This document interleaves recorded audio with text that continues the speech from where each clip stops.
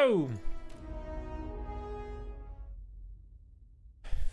picking up where we left off, we defeated this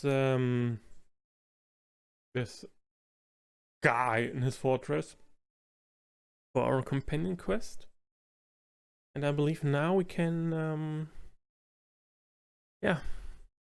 venture forth to this great city that we were supposed to go for our main quest. So,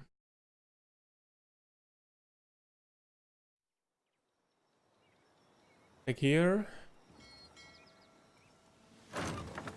we can pick up some supplies on our way, let's say.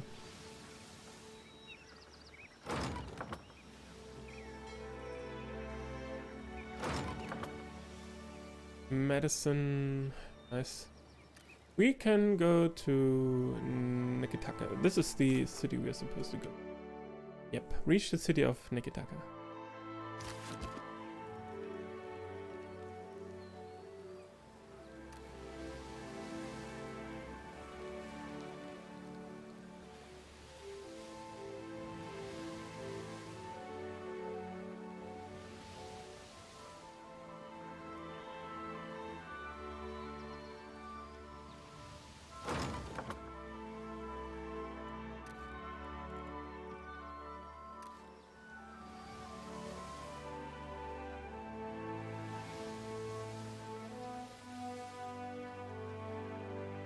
The ring of a bell comes to you on a cold wind.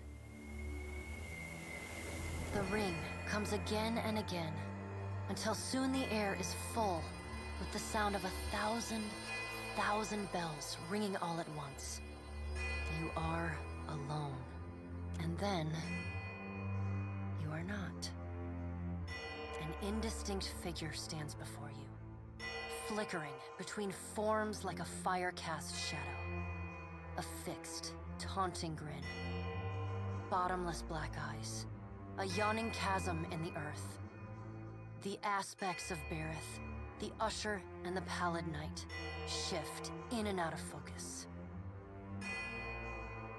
And at their back, 4 indistinct shades hover. You feel an eternity stretch out behind each of them, reaching back to places so distant and yet so near you cannot comprehend their size. The shifting image of Berith settles on the aspect of the Pallid Knight. Watcher. Her voice is the discordant clangor of gongs struck out of time. I tasked you to discover Aethys's intentions. Tell me what you have learned.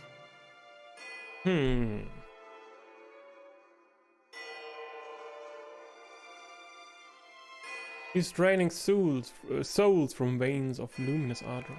The Pallid Knight knits her brows. He does not seek to return to the beyond? Intriguing. Her sickly pale skin pulls tight across the bones of her face, as if the shell of this aspect does not quite fit the impossible creature it contains. The figure nearest Berith dissolves and reforms in the image of a thin-lipped ancient crone whose face has felt the melting kiss of fire. The goddess Wodika strides forward. Does Aethys frighten you, Berith? He should. Magran subdued Aethys's influence once before, and yet he returned.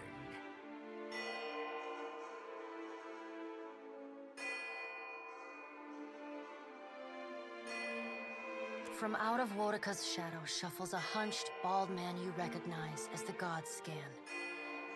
His skin is mapped with swollen lash scars, and breath whistles through the ragged hole in his face where his nose once was.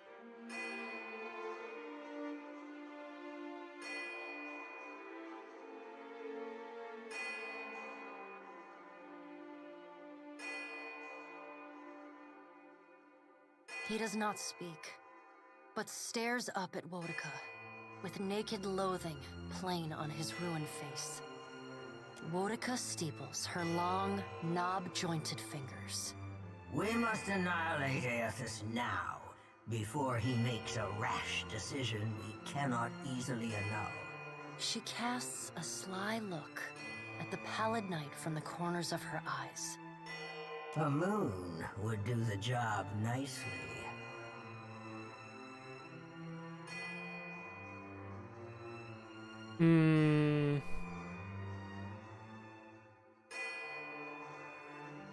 You would destroy Aora for what? Fight? Woedica stares at you down her long nose. I would destroy it all in the blink of your wide eye if I believed it would benefit me. Empires can be rebuilt. Souls can be reforged. Do not forget it. The figure beside the aspect of Berith flows forward in a swirling cloud of ash. The ash falls to the tiles and reveals a molten-skinned woman, leaning on a monstrous, wicked-edged broadsword. Mogren's glowing lips curl in disdain. We must find a solution to the problem of Aethys that is neither do nothing, nor destroy the world.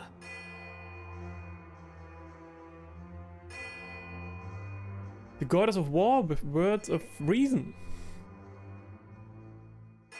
I acted in haste during the Saints' War. You will not goad me into doing the same now. To move against him while his plans are unknown would be the height of foolishness. We must find wisdom in precaution.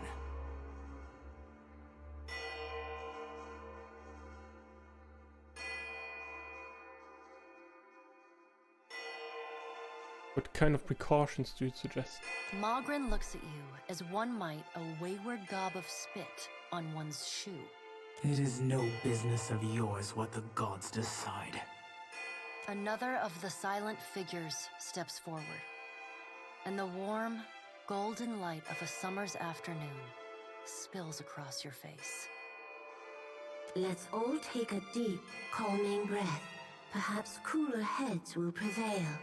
Behind Helia's words, you hear the soft coo of doves.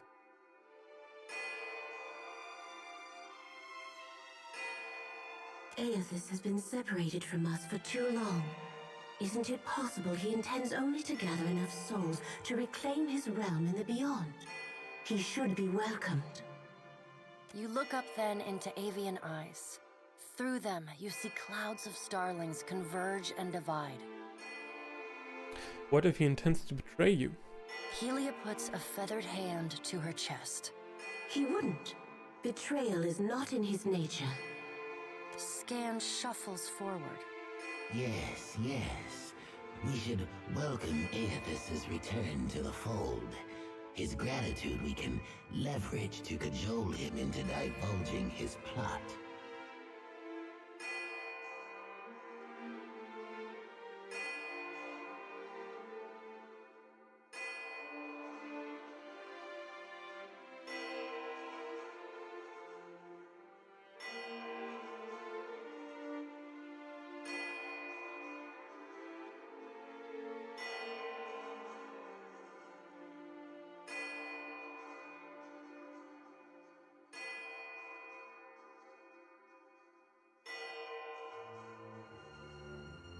Then, when he believes himself to be in our good graces, we do as Woedica suggests, and crush him into the earth. Scan pauses, inspecting you. Ah, and here is the Watcher who wiped dear desperate Alice's mind. You could have let my followers help her kill the man who tormented her. But you did not. Curious. Scan licks the ragged edge of his lipless mouth and grins, then turns to Helia. I did not expect such a deliciously ruthless idea from you, Helia. I am impressed. Helia's feathered crest stands on end. You wretched little creature.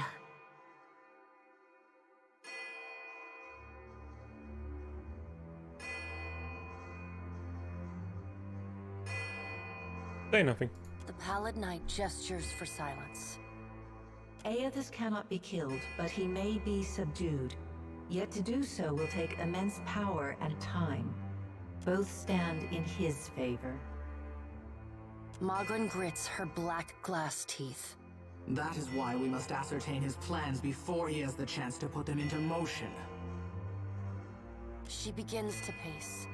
Her steps leave little trails of fire in her wake. Magrin stops and balls her hands into flaming fists. Even if we manage to destroy his current form, there is the possibility he could return if he has not already absorbed all of his children. Absorbed his children? Don't understand. The pallid night casts a cold, cutting glare in Magrin's direction. Magrin speaks too freely. That knowledge is beyond your ken, Watcher. Secrets? Wodica waves the gods to silence. Aethys gathers strength. His strength is a threat to us. Her voice takes on a sharp, almost panicked edge. There is no sensible answer to the question of a resurgent Aethys other than decisive, final action.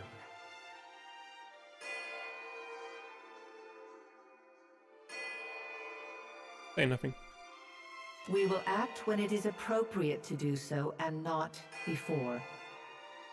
The pallid knight steps away from the half-circle of assembled gods. She pulls herself up to a great height.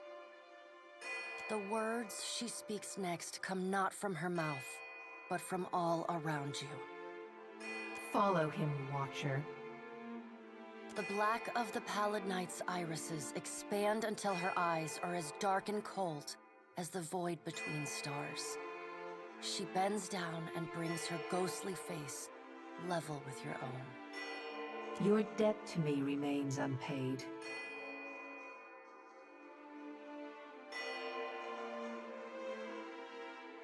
Say nothing. She stares at you, unblinking.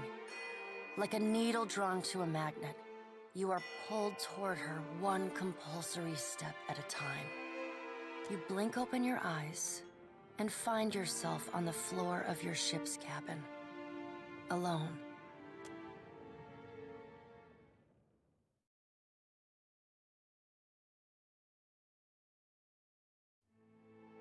All the gods need to die. Embark. While on the deck of your ship, you can select the Embark button to access the world map. Bela, who are you?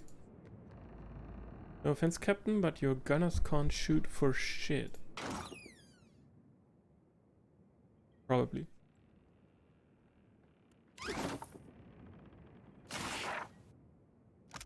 Letter from Orfra. Conan, I hope this letter finds you in good health. It has been many summers now since you first arrived in Gilded Vale. Much has changed in those years, but I will never forget the kindness you showed me. The gods have blessed me with a son. He is healthy and strong, and already so curious.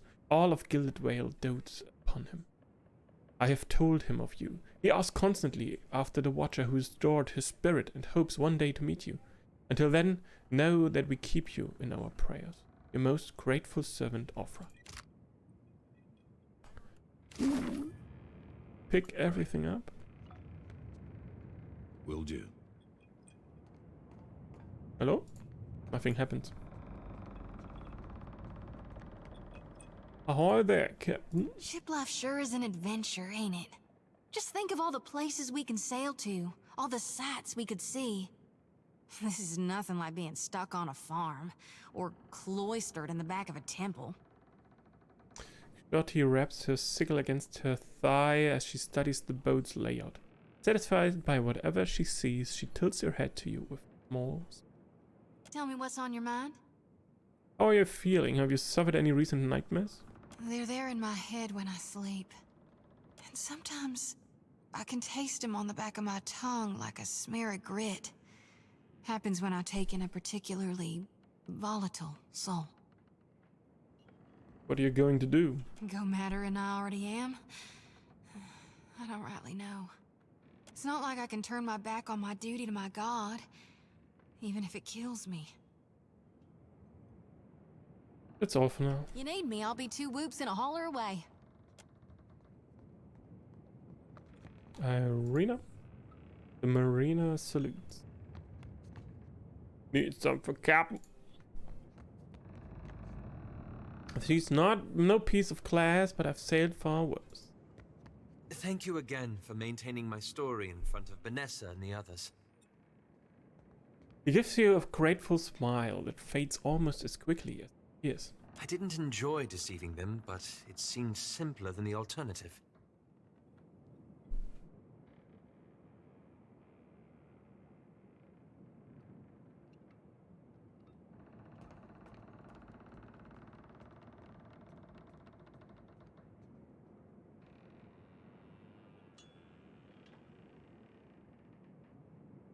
Are you still thinking about Vanessa? I realized there could be nothing between us. But it was nice to have a friend all the same. I thought we were friends. You stood with me through more than anyone I've ever known. He clasps his hands together, working his fingers into a tight knot. But a lot has happened over the last 5 years. So tell me. After we parted, I set out to destroy the Leaden Key. It's controlled us for too long. I wanted to free Kith from it. So for 5 years, I've been tracking down Leaden Key circles, searching for the places where they operate in secret. He knits his brows. Trying to undo them.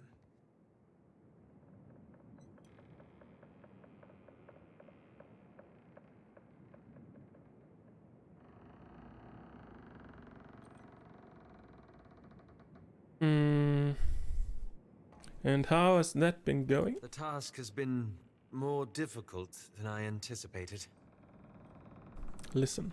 I don't think I fully understood the weight of the decisions I would have to make. Or the burden of living with them. It was much easier when I only had to follow someone else's lead. My father's, Theos's, yours. He glances at you out of the corner of his eye.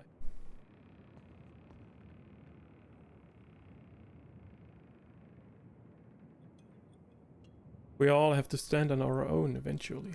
I know. And I have. He laces his fingers together, a familiar look of anxiety working its way over his face. After we defeated Theos, I thought the hard part of undoing his work would be tracking down the Leaden Key's members and operations. But? Perhaps this would be easier with an example. I went to a village in Old Valia, a run-down backwater of a place. Aye, right home like it was. Allah's expression shifts as Isilmir briefly emerges. Centuries ago, the Leaden Key had intervened to end some heretical cult. The details were lost, but what had endured was a practice of ritual bloodletting. A gruesome, pointless tradition. He grimaces. At every full moon, the villagers would feed the soil with their blood. No one, young or old, sick or hale, was exempt.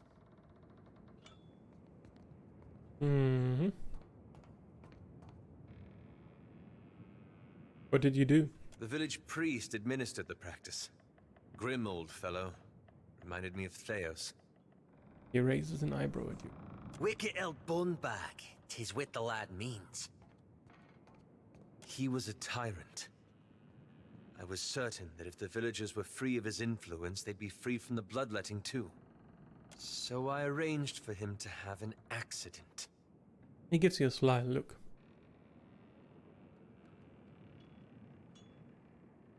And then? The old man died, and the villagers were terrified. They were convinced his death was an ill omen. They blamed it, and every other mishap that befell them, on their lack of faith. So they began bloodletting every week, turning on their neighbors for giving too little.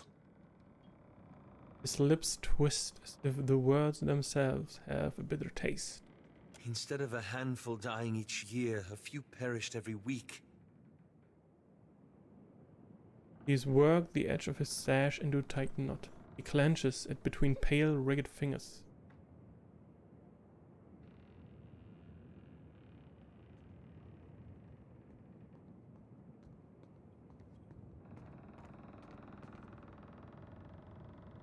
And now you feel responsible, is that it?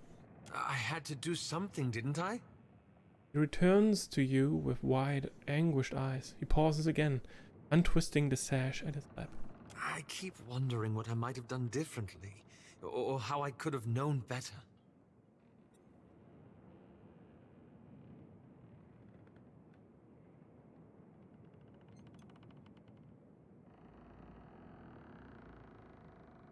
The villagers chose this. They are to blame here, not you.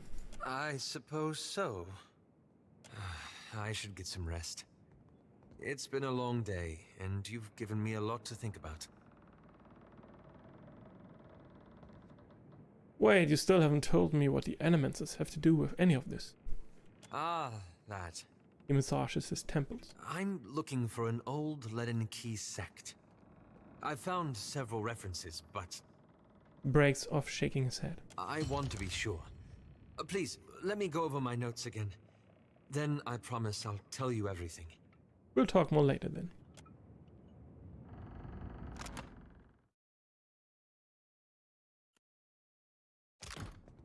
Hey, this brings back some memories, huh? What are your thoughts on Aerithis at the moment? I want the destruction to stop. I want him to finish what he's doing and then go in peace. Only I don't see it playing out that way. Let me ask you something else. If you like. What did you do after we ended the legacy? I like that feeling, knowing we'd stopped Theos. We were part of something big. That was something I never felt before, not even at war.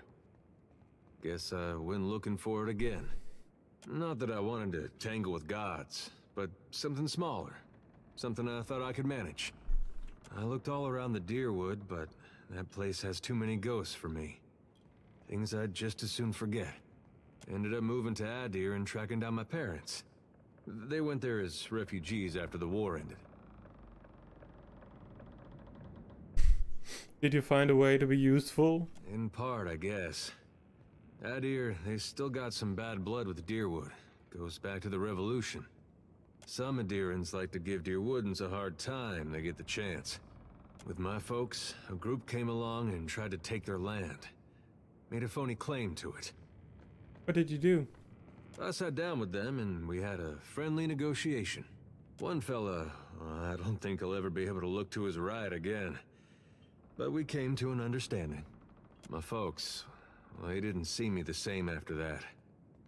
I think they'd have rather given up the land than have it come to violence.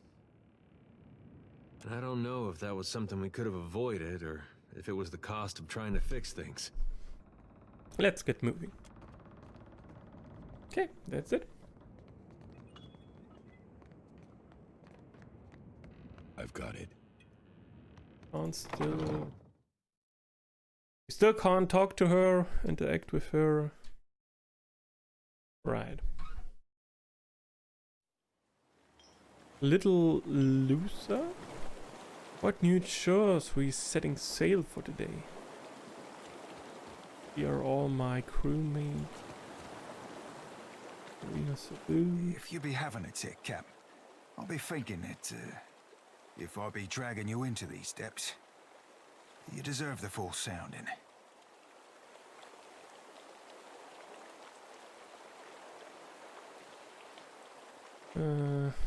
It's about time, Seraphim. When I were a wee swabby, fresh to the sea, it were Romaro that showed me the ropes and rigging. More than that, he, kept his weather eye open for me. Plucks at the fur at his elbow. The sea be a right poxy ore on occasion, and life aboard the Sorcerer, that and more. Malnash, our ship hunter, she were all, wet and bothered for doing me harm. And Romaro, he protected me. Mentored me too, learned me letters and navigation, handed down the Principe traditions. In time, we became close as kin or closer. And the Sorcerer, my family.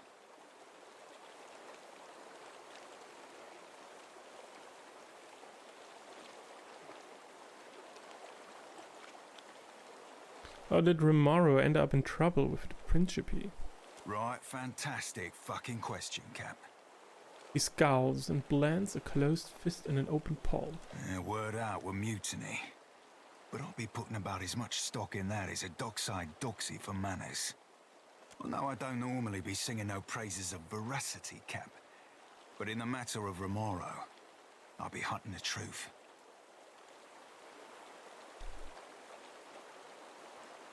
Why did this Malnash want to hurt you? Well, only knows, Cap. She treated me like my mere presence gave offense.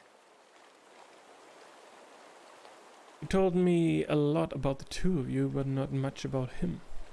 Fair. He be of old Valian stock. A good man and righteous. Not honest, of course, but honourable. Were our shipboard sawbones, more than half handy at it. He smiles and rubs his upper right arm. More than one swabby be on the old salt of deferral from the wheel.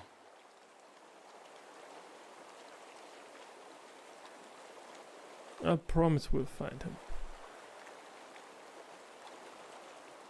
Thanks, Cap. I'll be holding you to it. He bows. Ahoy, Captain. What can I do you for? Tell me about yourself. I'll be a right open book, Cap. Ain't nothing that'll be putting you on my bad side. Except slaving.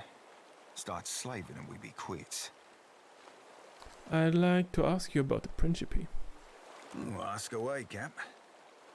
Who are the Principe exactly? Formerly the Principe San Petrena.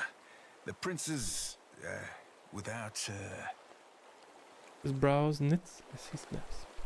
Without a home, They came from Grand Valia ages ago. Now they be the scourge of the Deadfire. He squares his shoulders, puffing out his chest. More than that, ain't for the likes of me to say. Ask away, Cap. How do the Principe operate? Raiding seafaring vessels mostly. Seasoned ships cargo. Ships themselves if they be worth anything. If there be passengers of high birth, we be taking them for ransom too. Ain't squeamish about slaying, but be avoiding it when we can. Get yourself known for killing folk. They get more likely to fight you when you come for the gold. Ask away, Cap. You seem to enjoy being Principe. Aye, that I do, Cap. His scarred lip spits into a broad smile, revealing crooked teeth. What about it? What not? Smell of the sea, creak of the rigging, blast of the cannons, rush aboard and a right piece of prey. A mug of spice rum in my hands and a bawdy song on my lips. A lad or lass in every port and another in my hammock.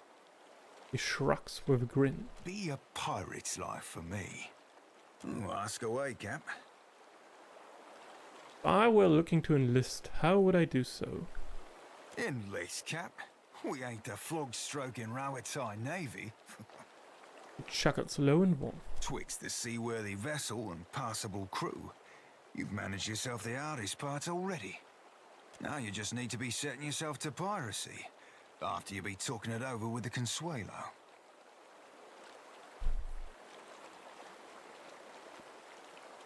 Sounds easy enough. No, we ain't exactly a bunch known for housing hard-ons for hard rules.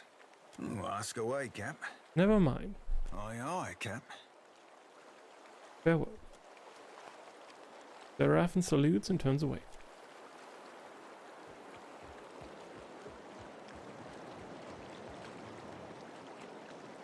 But new chores. We're setting sail for today. Agrasima Casita for taking me on. Okay. So that's everybody.